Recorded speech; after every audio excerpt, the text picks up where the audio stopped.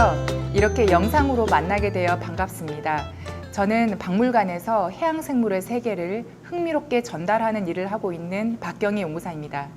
우리 부산해양자연사박물관에서는 독도의 역사와 해양생물 그리고 그 보존 가치를 조명하고자 독도 박물관과 함께 독도가 살아있다라는 주제로 특별 기획전을 마련하였습니다. 이번 전시를 통해서 독도와 관련해 꼭 기억했으면 하는 세 가지를 중심으로 여러분들과 이야기를 나눌까 합니다. 첫째, 오랜 세월 한결같이 우리 고유의 영토임을 알려주는 역사 자료에는 무엇이 있는지, 그리고 둘째, 독도를 대표하는 해양 생물들은 무엇이 있는지, 그리고 마지막으로 우리나라는 독도를 어떻게 보호 관리하고 있는지 알아보도록 할게요. 일부는 독도 박물관이 제공한 한국 사료가 전시되어 있습니다. 역사를 잊은 민족에게 미래는 없다라고 말씀하신 독립운동가 신채호 선생님의 말씀이 생각나게 합니다. 그런 마음을 가지고 함께 둘러볼까요? 독도와 울릉도, 이 두 섬은 회상 왕국 우상국을 기원으로 하고 있습니다.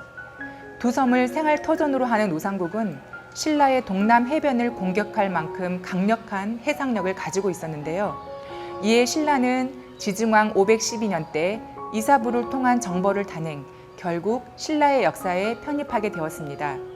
이러한 우상국의 흥망성쇠를 자세하게 기록하고 있는 고려사를 비롯해 김부식의 삼국사기, 일현스님의 삼국유사 등에 잘 나와 있답니다. 이후 고려 조선시대에도 독도는 우리나라 영토임을 분명히 인식하고 있었는데요.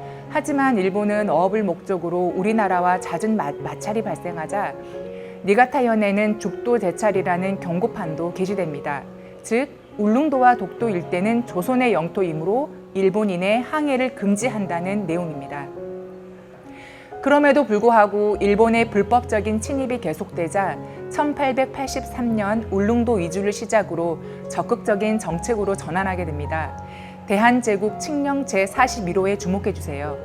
1900년 10월 25일 고종은 울릉도와 독도 및 기타 부속 도서 모두를 하나의 행정구역으로 통합하는 관제 개정을 단행하여 우리의 영토임이 다시 한번 분명히 선언됩니다.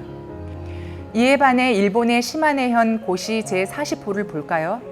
1905년 시마네현에서 생산한 문서에는 독도를 무주지, 즉 주인 없는 곳으로 규정한 것인데요. 공식 매체에 전혀 고시되지 않은 자기네들끼리 돌려본 문서에 불과합니다. 고시로서의 형식과 절차가 전혀 지켜지지 않은 불법 문서인 거죠. 1936년 일본의 육지 측량부에서 편찬한 지도와 1882년 동판 조선국 전도만 보더라도 울릉도와 독도가 우리나라 영토임을 색깔을 통해 구분한 것을 볼 수 있습니다. 일본은 독도를 자기네 영토로 하려는 야욕을 너무나 뻔뻔하게 그리고 호시탐탐 노리지만 독도가 우리나라 고유의 영토임을 증명하는 증거는 차고 넘칩니다. 그 중에서도 기억해야 할 중요한 자료를 꼽으라면 여기 대한제국 칙령 제41호입니다. 이 칙령이 반포한 날을 기려 매년 10월 25일 독도의 날을 기념하고 있으니까요.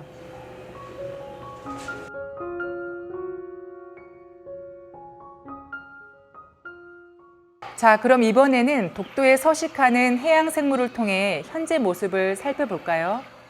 독도 주변의 해역은 한류와 난류가 만나는 지역으로 해양 생태계의 보고라고 할 수 있습니다.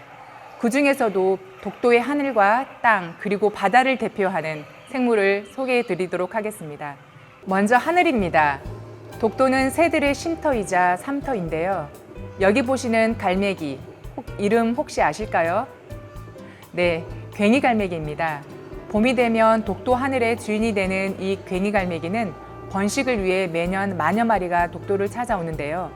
한 번 짝을 맺으면 평생을 함께하는 부부애가 각별한 새이기도 합니다.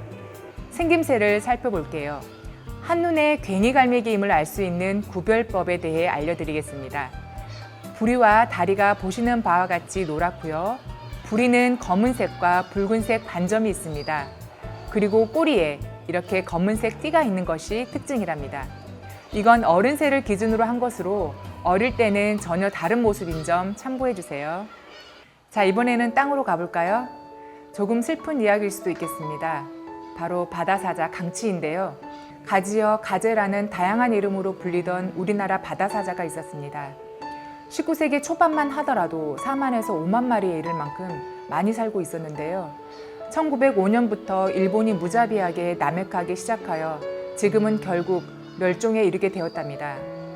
그 실태를 일본이 제작한 책에서도 확인할 수 있을 정도입니다. 일제강점기 국토 찬탈의 피해는 우리 민족뿐 아니라 강치 같은 해양 생물도 있었다는 사실이 안타깝기만 합니다.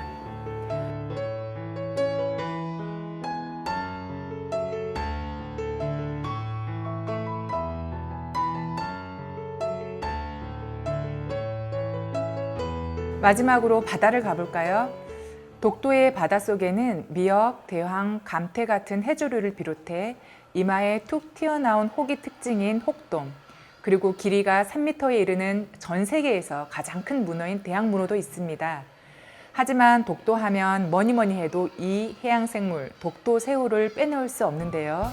사실 독도새우는 어떤 한 종을 지칭하는 것이 아니라 독도와 울릉도 일대에서 잡히는 3가지 종류의 새우, 즉 도화새우, 물렁가시 붉은새우, 가시배새우를 통틀어 독도새우라고 불리고 있답니다. 이 중 지난 2017년 한미 정상회담 만찬에 깜짝 등장하기도 해 주목을 받았던 새우, 바로 도화새우인데요. 여기 3종류의 새우 1, 2, 3번 중에서 도화새우를 여러분이 맞춰볼까요? 도화새우는 물렁가시 붉은새우와 비슷하지만 몸의 붉은 줄무늬의 방향을 따라 구분할 수 있습니다. 물렁가시 붉은새우는 붉은 줄 무늬가 세로인데 반해 도화새우는 가로줄입니다. 가시배새우는 꼬마새우과에 속하는 비교적 작은 새우예요. 도화새우는 셋 중 가장 큰 새우입니다. 도화새우는 몇 번일까요? 네, 정답은 바로 3번입니다. 모두 맞추셨나요? 2부 독도 그리고 바다에서는 독도의 하늘과 땅 그리고 바닷속을 대표하는 해양 생물을 중심으로 소개해 드렸습니다. 지금까지 1부와 2부에서는 독도의 과거와 현재에 대해 알아보았다면 마지막으로 미래, 우리가 보존하고 지켜나가야 할 우리의 소중한 영토인 독도를 이야기해 볼까 합니다. 독도는 지금으로부터 460만 년에서 250만 년 전 3차례 해저 화산 분출로 생겨난 지형입니다. 바다산의 진화 과정을 한눈에 보여주는 곳으로 지질학적으로도 그 가치가 매우 뛰어나 살아있는 지질 박물관이라고 할 수 있습니다.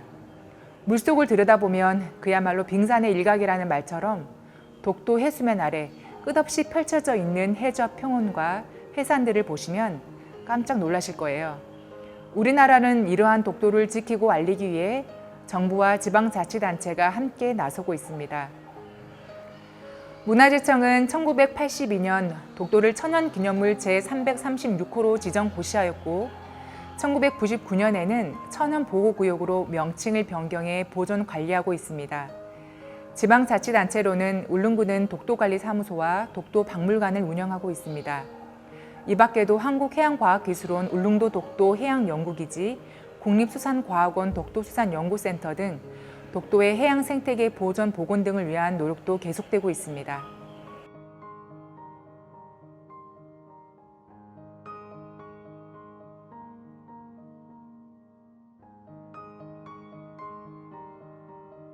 이번 독도가 살아있다 특별기획전을 통해 알 수 있는 사실과 지식이 참 많았는데요. 그 중에서도 꼭 기억하셨으면 하는 3가지를 중심으로 이야기를 나눴습니다. 정리해보자면 첫째, 독도의 영유권을 대외 천명한 대한제국 칙령 제41호가 있었지요. 10월 25일 반포한 날을 기념하여 독도의 날을 지정하고 있다는 것과 둘째, 독도의 해양생물 중 하늘과 땅과 바다를 대표하는 괭이갈매기, 강치, 그리고 도화새우에 대해 알아보았습니다. 마지막으로 천연기념구역 제336호로 지정해 독도의 독특한 생태계를 보존하고자 노력하고 있다는 것을 함께 살펴보았습니다. 우리의 소중한 영토이자 자연사적 보존 가치가 매우 높은 독도를 더 잘 이해하는 계기가 되었기를 바라면서 이것으로 전시 해설을 마치겠습니다. 박경희 연구사였습니다. 감사합니다.